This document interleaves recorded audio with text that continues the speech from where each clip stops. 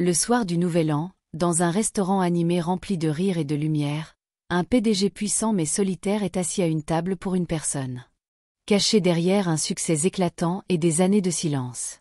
Mais lorsqu'une petite fille aux doigts collants de bonbons et au cœur intrépide lui demande « Voulez-vous manger avec nous ?» Une simple question fissure une vie bâtie sur l'isolement.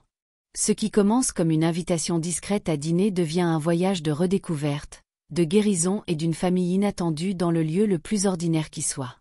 Parfois, il suffit d'une place à la bonne table pour tout changer. Bonjour à tous. Bienvenue dans Histoires incroyables. Abonnez-vous et laissez un like, cela compte énormément pour nous. Partagez également cette vidéo avec vos amis et vos proches, et activez les notifications pour ne pas manquer nos prochaines vidéos. Merci. Installez-vous confortablement et plongez dans cette histoire. La ville se préparait à la fête.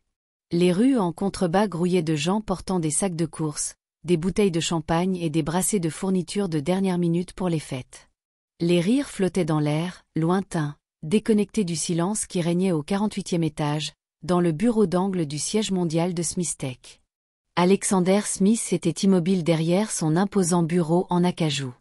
Les immenses fenêtres derrière lui encadraient un panorama époustouflant de Manhattan, ponctué de lumières scintillantes comme un ciel renversé.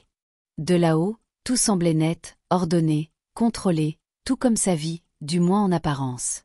Le bureau était impeccable, pas un dossier mal rangé, pas une tache de café en vue. Les étagères abritaient des livres reliés en cuir, plus pour l'esthétique que pour l'usage. Une peinture minimaliste, une toile bleu foncé avec une seule entaille blanche, était accrochée au-dessus d'un long buffet, la seule œuvre d'art qu'il autorisait. Froide, moderne, coûteuse, comme tout ce qu'il touchait. L'horloge numérique sur son bureau indiquait 17h32. Le bâtiment était presque vide à présent. La réceptionniste était partie à 16h, lui souhaitant un doux, joyeux nouvel an, Monsieur Smith, en serrant son sac à main, son excitation à peine dissimulée. Il hocha poliment la tête, comme toujours, puis laissa la porte se refermer derrière elle. Il ne lui dit pas qu'il resterait tard. Ce n'était pas nécessaire. Tout le monde savait qu'Alexander Smith ne partait jamais tôt. Pas pendant les vacances, pas le week-end, pas même pendant les tempêtes de neige. Le travail n'était pas un emploi pour lui. C'était une forteresse. Mais ce soir-là, même la forteresse semblait vide. Il prit son verre et fit tourner le reste de scotch au fond. C'était doux, vieilli, mais insatisfaisant, comme tous ces derniers temps. Il y avait des photos dans son tiroir. Il le savait, celles qu'il n'avait pas regardées depuis des années. Sa mère, jeune et riant. Son père, toujours fatigué par son travail de nuit au port, mais fier. Un chien, Rufus, qu'il avait eu adolescent, mort pendant son premier stage universitaire. Il les gardait cachés, non pas parce qu'il s'en moquait, mais parce que ce souvenir faisait plus mal qu'oublier. La seule photo visible dans son bureau était celle que le conseil d'administration avait insisté pour qu'il expose, lui serrant la main du président lors d'un sommet sur le climat. Cela avait fait les gros titres. Les investisseurs avaient applaudi. Ses actions avaient grimpé. Mais personne ne l'avait appelé ce soir-là pour lui dire qu'ils étaient fiers. Il prit son téléphone et ouvrit sa liste de contacts. Des pages et des pages de noms, directeurs généraux, vice-présidents, dignitaires étrangers, cadres du Fortune 500, mais personne qu'il pourrait appeler pour dire « on va dîner ». Pas sans planifier 2 semaines à l'avance et rédiger un ordre du jour. Le silence était assourdissant. Alexander se leva et marcha jusqu'à la fenêtre. Loin en bas, les taxis jaunes slalomaient comme des fourmis frénétiques. Quelque part, des canons à confettis étaient chargés. Des couples planifiaient leurs baisers. Des enfants restaient éveillés tard pour la seule nuit où c'était permis. Et lui serait seul. Il passa une main dans ses cheveux et soupira, un son si rarement entendu de sa propre bouche qu'il en fut surpris. Il ne travaillait pas. Pas vraiment. Il n'avait pas répondu à un courriel depuis plus d'1 heure. Il s'attardait, évitant. L'idée de passer le réveillon du Nouvel An seul dans son pantouse avec ses pièces silencieuses comme un musée et son décor stérile lui serrait la poitrine. Il attrapa son manteau. Il était en cachemire, taillé sur mesure à Milan, et insignifiant. Il ne voulait pas des bars en rooftop haut de gamme ni des lounges d'hôtels stériles servant des huîtres sur des plateaux miroitants. Il avait besoin d'autre chose, quelque chose qu'il n'avait pas eu depuis des années, quelque chose de réel. Après une recherche rapide sur Google, il appela un petit restaurant français dans un quartier de Brooklyn qu'il n'avait pas visité depuis des années. Lou, le nom lui semblait familier. Peut-être quelqu'un l'avait-il mentionné lors d'un dîner du conseil il y a des années. Ils avaient une table près de la fenêtre, dit l'hôtesse. Serait-il accompagné? Non, répondit-il. Juste moi. Une douce clochette tinta lorsque la porte du Louvre s'ouvrit. Alexander entra et fut immédiatement enveloppé de chaleur, pas seulement celle des radiateurs ou de la lumière des bougies, mais celle des voix humaines, de la vraie nourriture et du poids de la familiarité. L'endroit était modeste, un peu exigu, mais il y avait de la vie ici. Des enfants riaient sur des livres de coloriage. Des vieux couples se penchaient l'un vers l'autre avec une intimité rodée, et les serveurs naviguaient entre les tables avec une grâce assurée, portant des plateaux de plats fumants et de bougies vacillantes. La maîtresse d'hôtel, une jeune femme aux cheveux étroitement bouclés et à l'accent français doux, s'approcha de lui avec un sourire professionnel qui vacilla lorsqu'elle réalisa qu'il n'était pas accompagné. « Bonsoir, une table pour une personne ?» demanda-t-elle avec l'hésitation délicate de quelqu'un habitué aux réservations pour 2 ou plus le soir du Nouvel An. Alexander hocha la tête. « Oui, Smith. J'ai appelé plus tôt. » Elle consulta la petite liste de réservations près du pupitre et acquiesça. « Oui, bien sûr. Par ici. » Il la suivit à travers le labyrinthe de rires et de plats partagés, se sentant étrangement déplacé dans son manteau anthracite taillé sur mesure. Le tintement des couverts et la douce musique de piano emplissaient la pièce, interrompue de temps à autre par des éclats de célébration, quelqu'un portant un toast à des fiançailles, un groupe d'amis prenant des selfies. C'était comme observer une langue qu'il avait autrefois parlée mais oubliée depuis longtemps. Sa table était nichée dans un coin près d'une grande fenêtre givrée. Dehors, la neige tourbillonnait doucement sous un réverbère, projetant des ombres légères sur le sol du restaurant. Une bougie vacillait dans un petit support en verre, captant l'éclat de ses boutons de manchettes dorées. Une serviette en tissu blanc était pliée comme un origami. « Voulez-vous la carte des vins ?»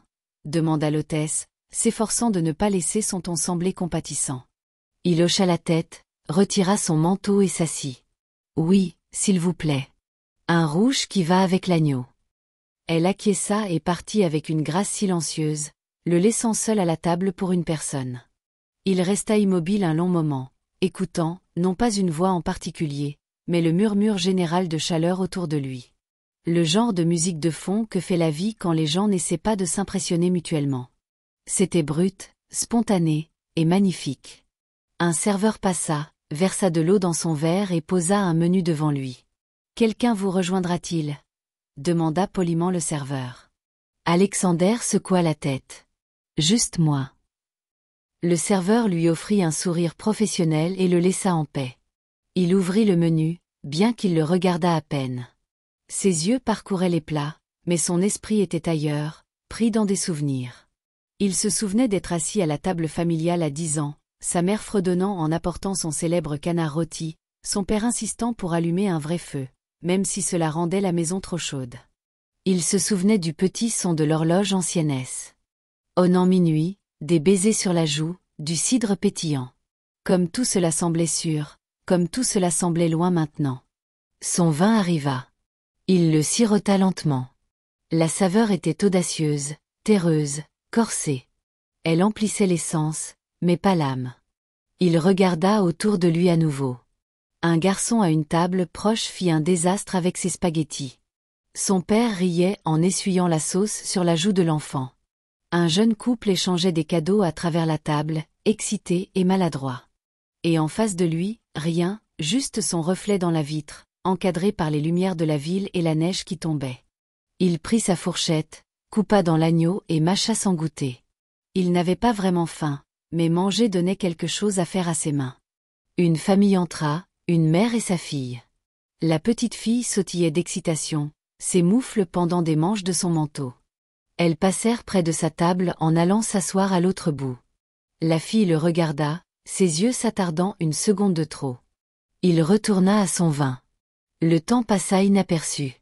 Dehors, un groupe d'adolescents alluma des cierges magiques et courut sur le trottoir, leurs rires étouffés par la vitre.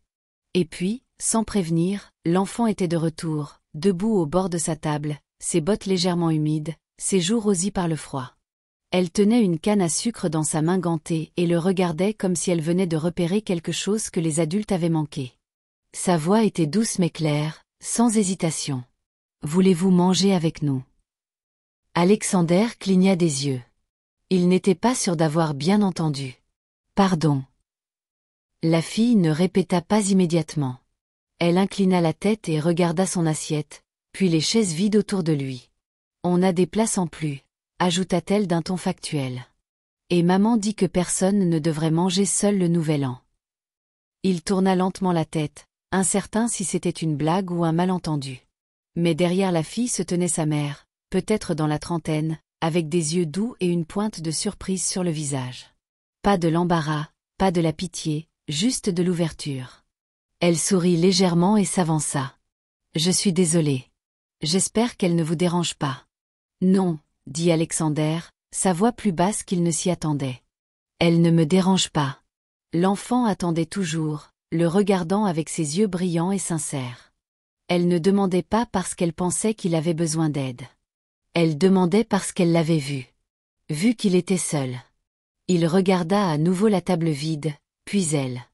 Sa bouche s'ouvrit, se ferma, puis s'ouvrit à nouveau. « Puis-je » La femme hocha la tête. « Nous serions ravis. » Et juste comme ça, quelque chose changea. Pas à l'extérieur, pas dans le monde, mais à l'intérieur de l'homme qui avait bâti un empire et se trouvait à son sommet, seulement pour découvrir qu'il mourait de faim pour quelque chose qu'il ne pouvait acheter. Quelque chose qu'une fille à l'haleine de canne à sucre et au cœur assez grand pour accueillir un étranger venait de lui offrir sans condition. La table était ronde, légèrement bancale sur un pied, avec un salière en céramique ébréchée au centre et une bougie votive vacillante presque consumée. Ce n'était pas glamour, pas comme le vernis poli des banquets d'entreprise auxquels Alexander était habitué, mais c'était vivant. Il s'installa dans la chaise vide, essayant de ne pas trop réfléchir, essayant de ne pas ressembler à un invité à la fête de quelqu'un d'autre. La fille, allait, s'assit à côté de lui avec l'assurance facile que seuls les enfants semblent posséder. Elle balançait ses jambes sous la table, encore trop courtes pour toucher le sol. « Maman a fait le riz », déclara Alais, déjà en train de déchirer un petit pain beurré. « Et mamie a fait les tamales. » Mais maman a fait le riz parce que mamie met toujours trop d'ail. Et l'ail, ça brûle ma langue. De l'autre côté de la table, Jasmine rit doucement. Sa voix était chaude, texturée, ancrée. Seulement parce que tu le manges comme si c'était du pudding. Alexander sourit, posant sa serviette. Ça semble être une façon dangereuse de manger du riz. Vous n'en savez pas la moitié, dit Jasmine, secouant la tête avec amusement. Je trouve des grains dans son sac à dos des semaines plus tard. Il rit, un son court et incertain qui le surprit lui-même. Il prit sa fourchette, les observant. Le rythme entre la mère et la fille, comme une langue qu'il n'avait pas entendue depuis des années. Une langue de regards partagés, de règles invisibles, d'histoire. « Je m'appelle Alex », dit-il après un moment, croisant le regard de Jasmine. « Merci de m'avoir laissé vous rejoindre. Je ne m'attendais pas à ça. » Jasmine hocha doucement la tête. « Je m'appelle Jasmine, et je devine que vous ne faites pas ce genre de choses souvent. » Il la regarda, puis baissa les yeux sur son assiette. « Non, pas vraiment. »« Bien, » lança Alais. « Alors, c'est spécial. » La nourriture était simple mais délicieuse. Des tamales tendres enveloppés dans des feuilles de maïs parfumées, du riz assaisonné, des bananes plantains juste assez caramélisées pour coller aux dents, et un bol de haricots noirs avec des oignons et du citron vert. Les odeurs étaient réconfortantes, nostalgiques d'une manière qu'Alexander ne pouvait pas tout à fait identifier. Il avait mangé ce genre de nourriture il y a des années, chez un ami à l'université. Il avait presque oublié le pouvoir d'un repas fait maison. « Alors, » dit doucement Jasmine, sa fourchette jouant distraitement avec le riz, « vous passez toujours le nouvel an seul. » La question était posée sans jugement. Elle atterrit doucement, comme une question qui connaissait déjà la réponse. Alexander prit une gorgée de vin, puis regarda vers la fenêtre où la neige continuait de tomber lentement et régulièrement. « Pas avant, » dit-il finalement. Sa voix était plus basse maintenant, portant quelque chose de plus ancien, d'usé. Mais avec le temps, les choses ont changé. J'ai construit mon entreprise. Les heures sont devenues des années. Les gens se sont éloignés. Je me suis dit que ça ne me dérangeait pas. Jasmine écoutait, sans interrompre.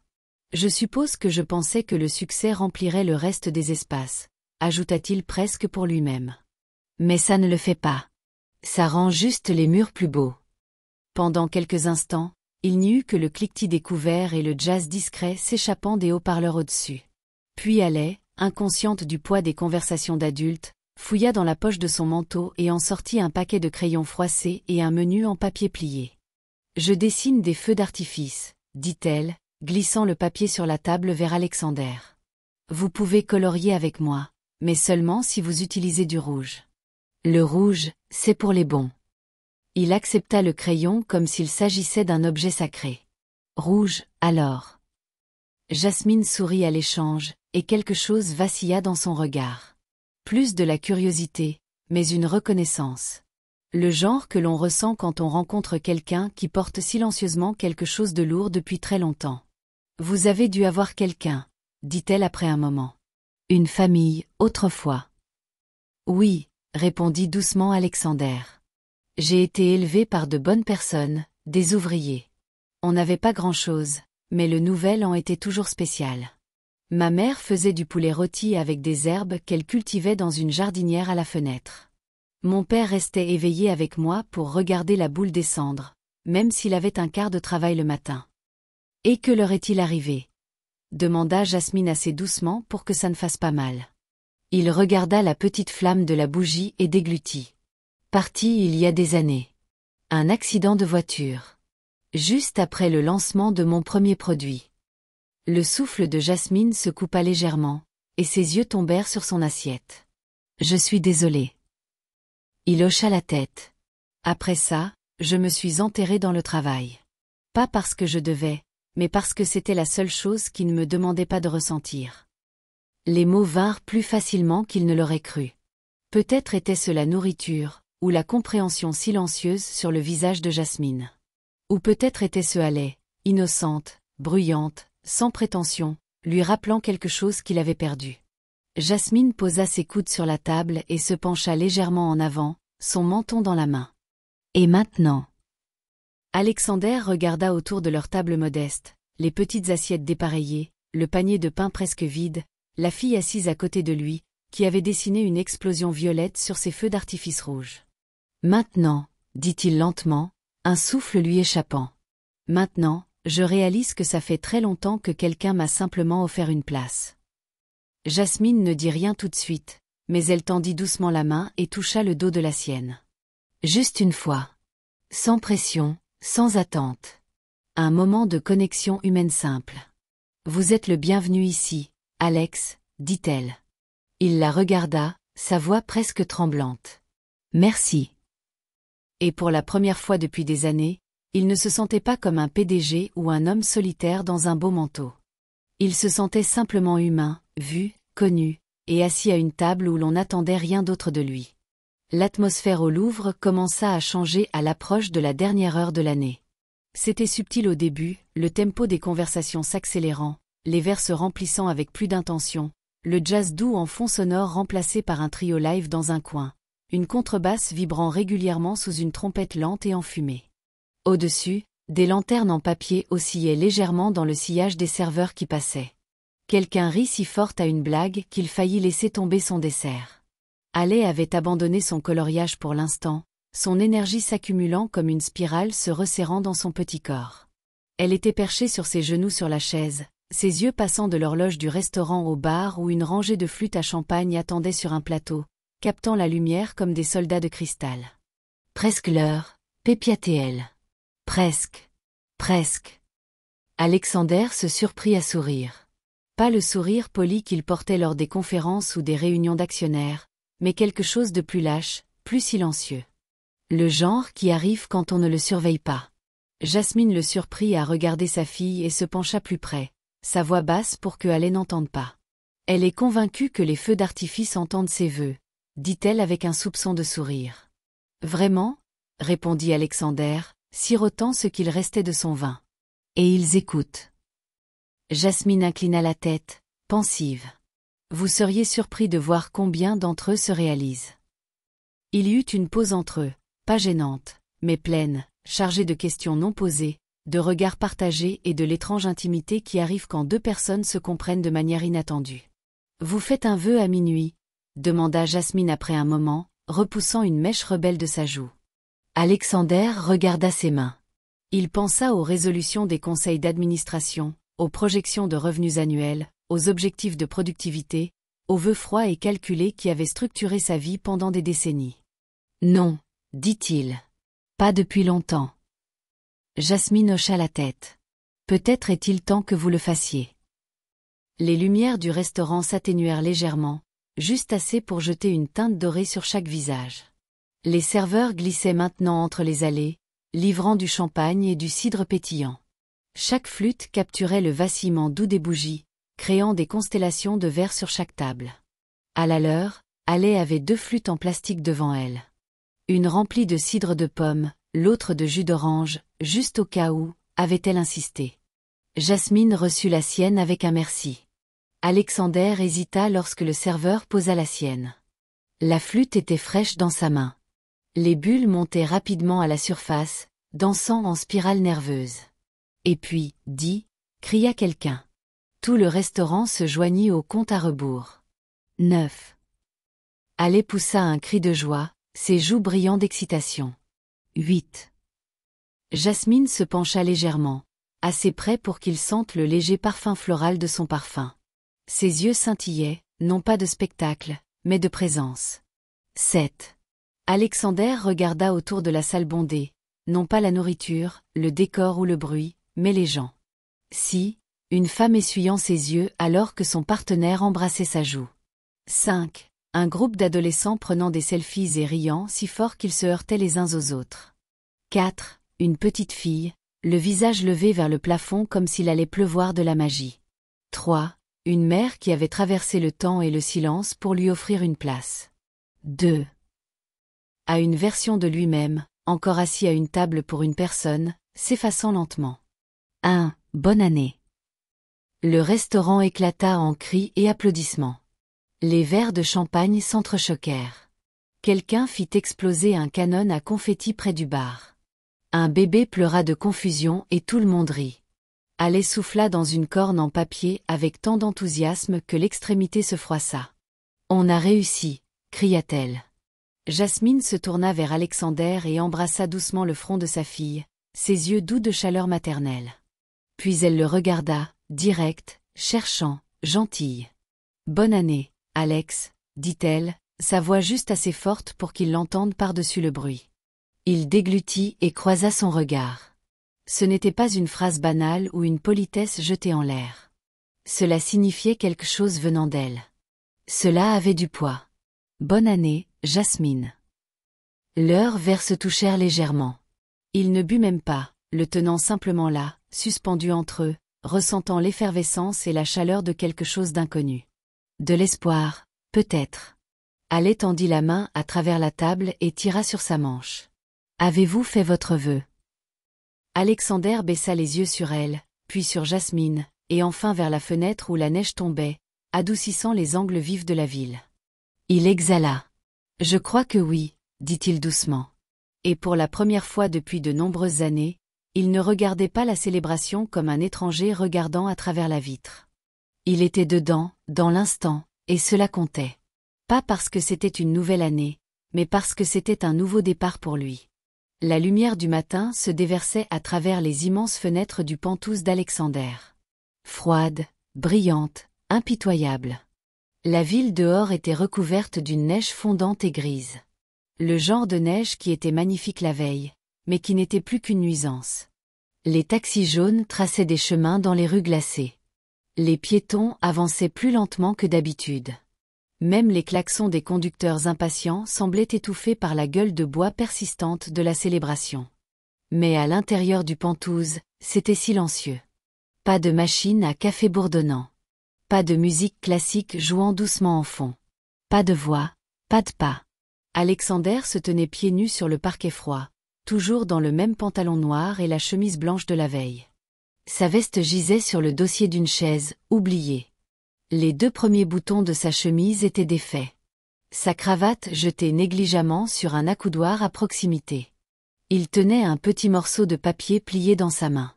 Le papier était froissé et légèrement collant à un coin, comme s'il avait été glissé dans la poche d'un manteau d'enfant à côté d'une menthe à moitié mangée. Il l'avait trouvé ce matin-là en fouillant dans sa veste pour prendre son téléphone. Il était tombé, face contre terre, sur le tapis. Au début, il pensa que c'était un reçu ou une note perdue par quelqu'un. Puis il vit les marques de crayon violet le long du bord, le genre de marque qui ne cherchait pas à rester dans les lignes. Il le retourna lentement. Sur le devant, il y avait un dessin. 3 bonhommes allumettes, un grand, un moyen et un très petit. Ils se tenaient tous la main sous un ciel de feux d'artifice, chaque explosion colorée éclatant en étoiles, spirales et gribouillis. La figure la plus grande avait les cheveux gris et une mâchoire carrée, comme lui. La plus petite avait des couettes et une canne à sucre surdimensionnée. La moyenne avait de longs cheveux et une ligne courbe pour un sourire. Ils se tenaient ensemble devant une table. C'était immistakable. Sa table. Leur table, dessinée avec de grosses lignes brunes et des chaises dépareillées. Une petite bougie était griffonnée au milieu, jaune et vacillante. En bas de la page, en lettres tremblantes et surdimensionnées, il y avait les mots « Merci de vous être assis avec nous ». Une chaleur éclata dans sa poitrine si soudainement qu'elle le surprit. Il retourna la page. Écrit soigneusement, cette fois de la main d'une femme, il y avait une note. Courte. Parfois, l'âme a juste besoin qu'on lui tire une chaise. Merci de vous être assis avec nous, Jasmine. Alexander resta immobile. La ville grondait autour de lui comme toujours, les klaxons retentissant, les métros cliquetant sous la surface. Mais quelque chose en lui s'était tu d'une manière extraordinaire. Personne ne lui avait écrit une note comme celle-ci depuis des décennies. Il marcha lentement jusqu'au comptoir de la cuisine et posa le dessin avec le même soin qu'on accorderait à un artefact rare. Il le regarda à nouveau, puis s'assit sur l'un des tabourets en cuir qui bordaient l'îlot de marbre. Il ne se souvenait pas de la dernière fois que quelqu'un lui avait dit merci comme ça, pas pour un don, un discours ou une fusion d'entreprise, mais simplement pour avoir été là. L'horloge numérique sur la cuisinière indiquait 9h11. Son téléphone vibra sur le comptoir à côté de lui, 4 courriels manqués, un rapport signalé de son équipe financière, et une notification de son assistante demandant s'il était prêt pour l'appel des investisseurs de 10h. Il fixa l'écran. Puis, lentement, délibérément, il prit le téléphone et l'appela. « Annulez tout pour aujourd'hui, dit-il. » Sa voix était calme, assurée, une pause. Son assistante, prise au dépourvu. « Monsieur, j'ai dit, annulez tout, répéta-t-il. Pas de réunion, pas d'appel, pas de reprogrammation, juste annuler. Une autre pause. Compris, Monsieur Smith. Il mit fin à l'appel, posa le téléphone et regarda à nouveau le dessin. Les explosions rouges et jaunes dans le ciel, les bonhommes allumettes souriants, la chaleur qu'il avait presque oublié qu'il était capable de ressentir. Ce n'était pas juste un dessin. C'était une porte, un tiraillement sur le fil de quelque chose de plus profond, quelque chose de réel. Il se pencha en avant, traçant légèrement les bonhommes allumettes du bout du doigt, et prit une décision silencieuse, une qui ne venait pas d'un tableur ou d'un plan trimestriel. Il avait besoin de les revoir, pas pour affaire, pas pour la charité, pas parce qu'il était seul, mais parce que quelque chose en lui avait reçu de la gentillesse, et il osait croire qu'il n'était pas trop tard pour la rendre. Il se leva du tabouret et se dirigea vers le porte-manteau près de la porte. Son souffle embua légèrement lorsqu'il enfila son écharpe et ses gants. Le Penthouse, autrefois monument de solitude, semblait maintenant trop grand, trop silencieux, trop plein d'écho. Il ferma la porte à clé derrière lui, plia soigneusement le dessin et le glissa dans la poche intérieure de son manteau, juste au-dessus de son cœur. Puis il entra dans l'ascenseur, descendant, vers le monde, vers quelque chose de nouveau. Brooklyn était plus froid qu'il ne s'en souvenait. Alexander sortit de la voiture de ville et remonta la fermeture de son manteau jusqu'au menton, son souffle formant de petits nuages autour de lui. Le chauffeur proposa d'attendre, mais il secoua la tête. « Non, merci. Je ne serai pas long. » Il le dit sans savoir si c'était vrai. Le trottoir était encore humide de neige fondue, et le soleil matinal s'efforçait de percer le brouillard. L'école se dressait au coin, un bâtiment en briques bas avec une peinture bleue délavée autour des fenêtres et une pancarte manuscrite près de l'entrée principale. École communautaire East 84. Il y avait des fresques sur le mur latéral, peintes par des enfants, sans doute, représentant des tournesols, des fusées, des livres et des empreintes de mains dans toutes les couleurs imaginables. Il resta immobile un long moment, incertain de ce qu'il devait faire de ses mains, incertain de ce qu'il faisait même ici. Il n'avait pas pris rendez-vous. Il n'avait pas envoyé un courriel poli à l'avance. Il s'était simplement présenté. Cela en soi semblait étranger. Un groupe d'enfants jaillit des portes principales, escortés par une jeune enseignante.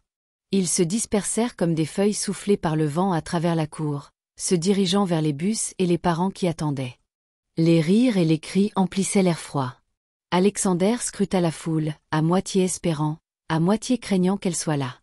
Puis, à travers les portes vitrées, il la vit. Jasmine.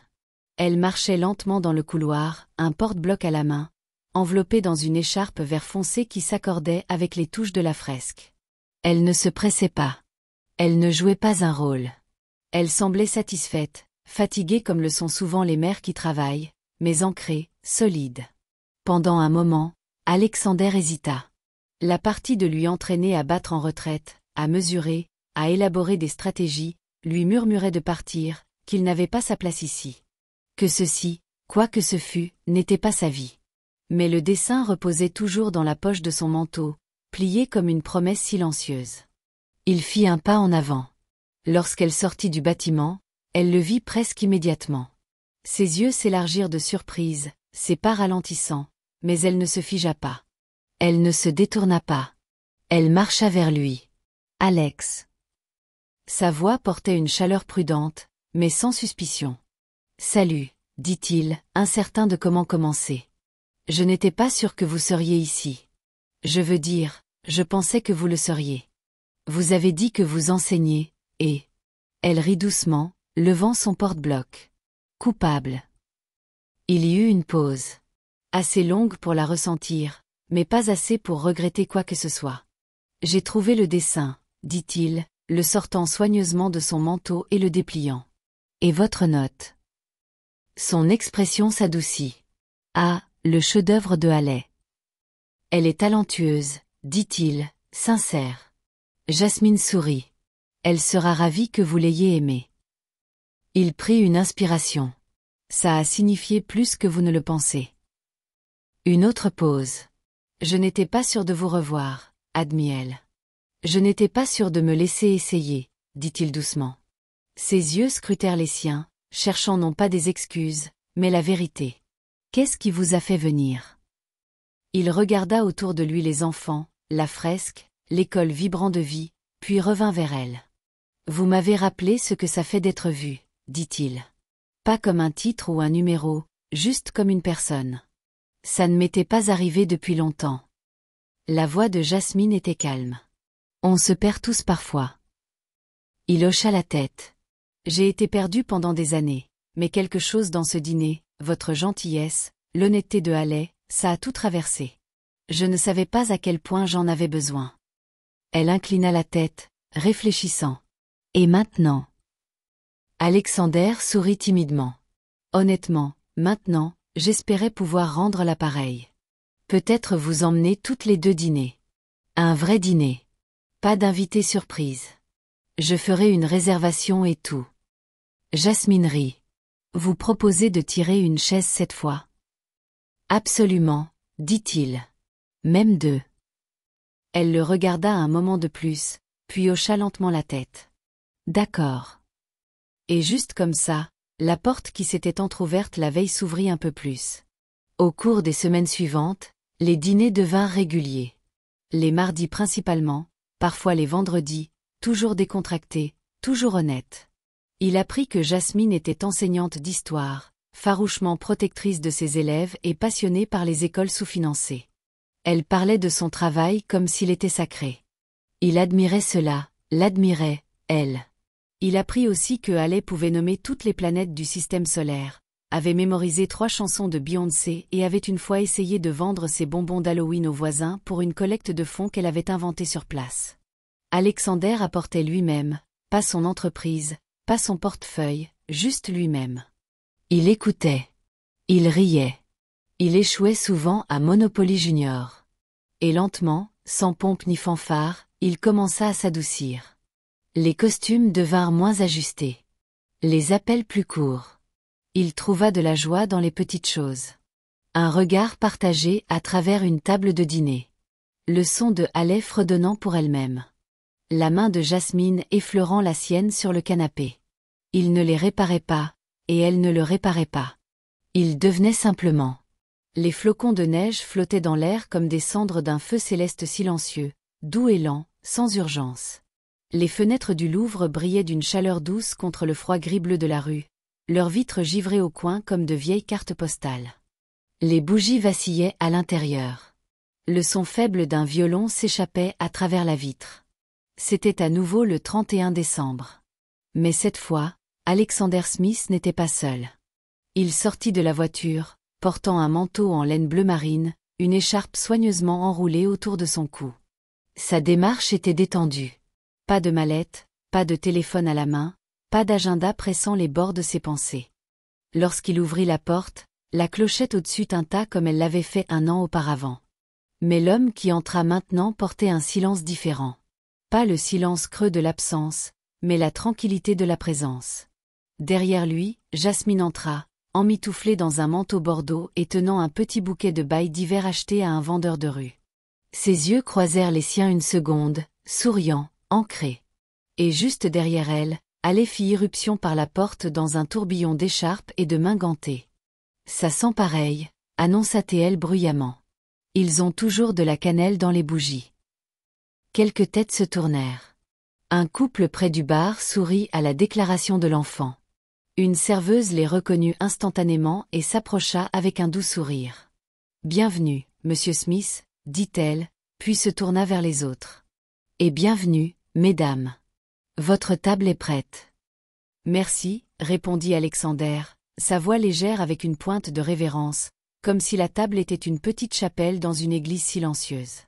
Ils furent conduits à travers le familier labyrinthe de tables, passant les verres qui s'entrechoquaient et les toasts murmurés, jusqu'au même endroit près de la fenêtre. La table avait été dressée pour trois. Alexander laissa sa main reposer légèrement sur le dossier de la chaise pendant que les autres s'asseyaient. Pendant une seconde, il regarda la salle comme il l'avait fait un an auparavant. À tous les rires, les moments partagés, les petites intimités qui semblaient autrefois un monde dont il était exclu. Maintenant, il en faisait partie. Jasmine défit son écharpe et tendit la main à travers la table pour arranger les cheveux indisciplinés de Haley. Haley ne le remarqua pas. Elle était trop occupée à déplier sa serviette et à examiner d'abord le menu des desserts. Pour la stratégie, prétendait-elle. Le serveur passa avec des menus et de l'eau. Jasmine leva les yeux. « Nous prendrons encore les tamales si vous les servez. »« Nous nous souvenons, » dit le serveur. « La cuisine est prête. » Alexander les observa avec une douce tranquillité amusée. Puis il fouilla dans la poche de son manteau et en sortit quelque chose de plié et usé, les bords commençant à s'effilocher. Il le posa sur la table à côté de la bougie. Les yeux de Haley s'écarquillèrent. « Vous l'avez encore. » Le dessin. Son dessin, toujours coloré en rouge, violet et or, avec des feux d'artifice au-dessus de leur tête et trois bonhommes allumettes se tenant la main sous un ciel de lumière. « Je le garde dans mon manteau, » dit Alexander. « Tous les jours. » Jasmine le regarda, et pendant un moment, quelque chose de tendre passa entre eux. Pas de mots, pas besoin, juste la connaissance de ce qui avait grandi entre eux depuis lors. Les heures passèrent dans le confort. Les plats furent partagés. Le vin fut versé. Jasmine raconta une histoire sur ses élèves organisant une collecte de jouets de dernière minute, et elle passa 15 minutes ininterrompues à expliquer pourquoi Pluton méritait encore d'être une planète. Alexander ne vérifia pas son téléphone une seule fois. Alors que les dernières minutes de l'année s'approchaient de minuit, le restaurant s'assombrit à nouveau, comme avant. Les verres furent remplis, les serviettes redressées. Un silence d'anticipation tomba sur la salle comme l'instant avant une chute de neige. « Prêt ?» demanda Jasmine. Il hocha la tête. Le compte à rebours commença. « Dis !» Haley se leva à nouveau sur sa chaise, tenant sa flûte de cidre haute, les yeux dansants. « 9. Alexander jeta un coup d'œil autour du restaurant, aux familles, aux amoureux, aux amis, et ne ressentit aucune des distances qu'il portait autrefois comme une seconde peau. 8. La main de Jasmine glissa dans la sienne. Il n'avait pas besoin de regarder pour savoir qu'elle était là. 7, 6. 5. Alec commença à sautiller sur place. Un serveur tenta de lui tendre une corne en papier, mais elle la repoussa avec le sérieux d'un général commandant une brigade de feux d'artifice. 4, 3. Alexander se pencha légèrement vers Jasmine. « Merci, murmura-t-il. Elle leva les yeux, ses lèvres déjà retroussées en un sourire entendu. 2, 1. Bonne année. Les verres s'entrechoquèrent. Les cris retentirent. Les confettis volèrent comme des étincelles au-dessus de chaque table. Des étrangers s'embrassèrent. Des amis s'enlacèrent. Jasmine se pencha et embrassa Alexander. Lentement, sûrement, juste assez longtemps pour dire tout ce qui n'avait pas été dit à haute voix. Lorsqu'elle s'écarta, il souriait encore. « Meilleure nouvelle en jusqu'à présent, » dit-elle. « Meilleure décision de vie que j'ai jamais prise, » répondit-il. Alec leva son verre et cria au feu d'artifice qui écoutait les vœux. Alexander leva le sien à la petite fille assez courageuse pour inviter un homme solitaire à dîner. Leurs verres se rencontrèrent dans un carillon parfait. Dehors, la neige recommença, douce et infinie. À l'intérieur, la table près de la fenêtre brillait de la lumière des bougies, des rires et du miracle silencieux de 3 vies, autrefois étrangères, maintenant réunies non par hasard, mais par choix. Et alors que la nouvelle année ouvrait sa porte, Alexander savait quelque chose avec une certitude absolue. C'était chez lui. Nous sommes arrivés à la fin de l'histoire. J'espère que vous l'avez apprécié. Laissez un like et abonnez-vous à ma chaîne YouTube pour plus d'histoires intéressantes.